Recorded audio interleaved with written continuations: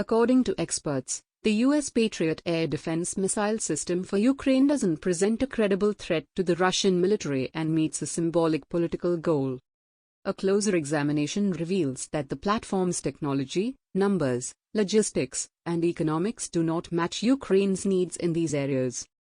Russian President Vladimir Putin recently dismissed the Patriot as being outdated, for which the Russian military can find an antidote and shoot it down. The Patriots were announced to be transferred to Ukraine as part of a new $1.84 billion military assistance program. This was in the backdrop of Ukraine President Volodymyr Zelensky's visit to Washington, his first trip outside the country since the war began. Zelensky addressed the U.S. Congress on Friday. The 10-month-old war has shown no signs of abating and will complete a year by next February. Ukraine had long been asking for the Patriot amidst reluctance in the U.S. Defense Administration.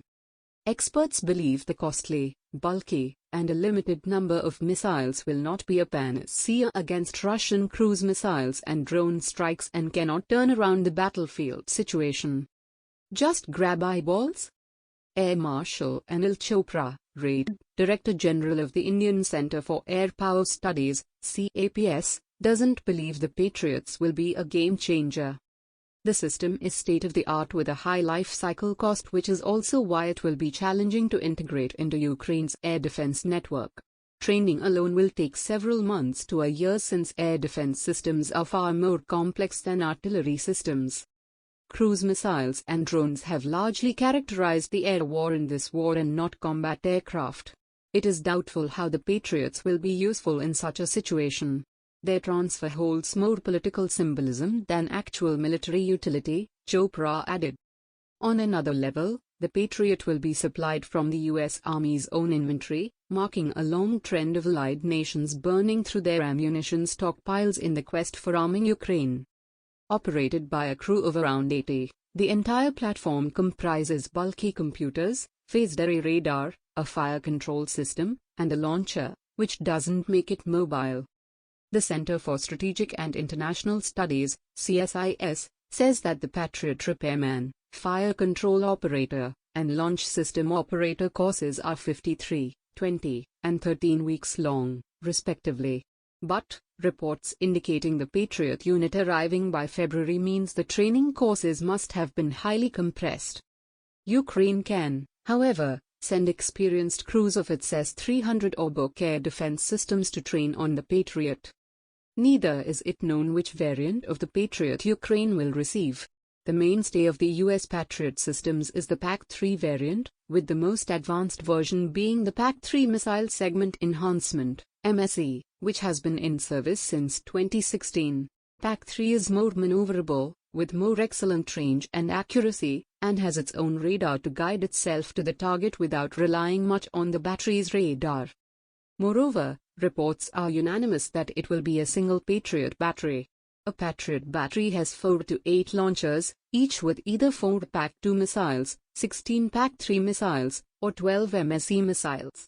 The launcher can also accommodate a mix of various Patriot missiles. Axis says the US Army has not been buying new launchers but buying new missiles, specifically the MSE variant. The active Patriot production lines that produce the full system cater more to the U.S. foreign military sales, FMS, programs.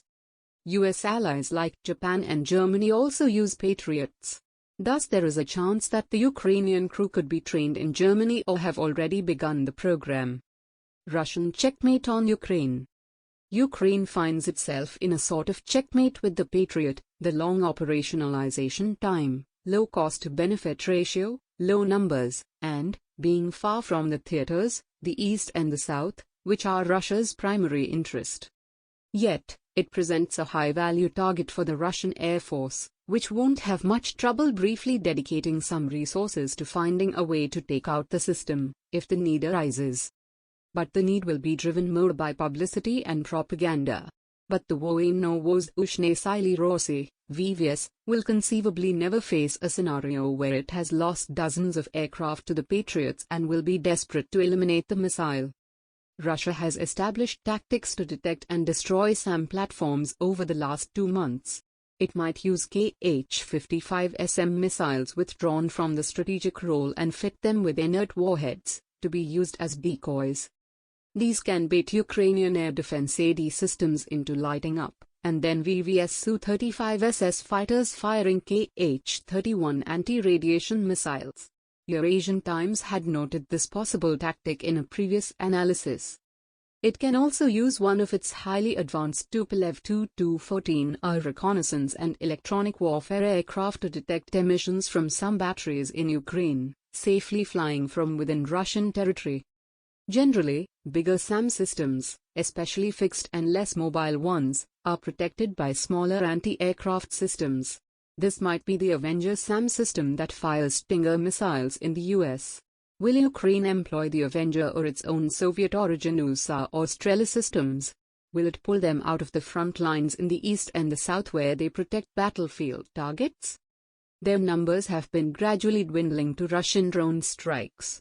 Or, can it place them in the cities where Russia has been targeting power distribution infrastructure for the last 2 months? The same dilemma would arise with the Patriots themselves.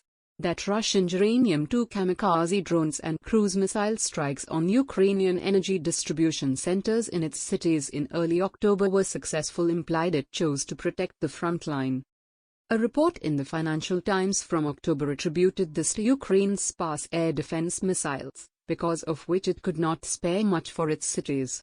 Ukraine uses Soviet-origin S-300, 9K317M Buk M3, the newly received German Iris-T, US Me-23 Hawk, 2 National Advanced Surface-to-Air Missile System, NASAMS, batteries, along with the 4 Avenger systems, and 1,600 separate Stingers.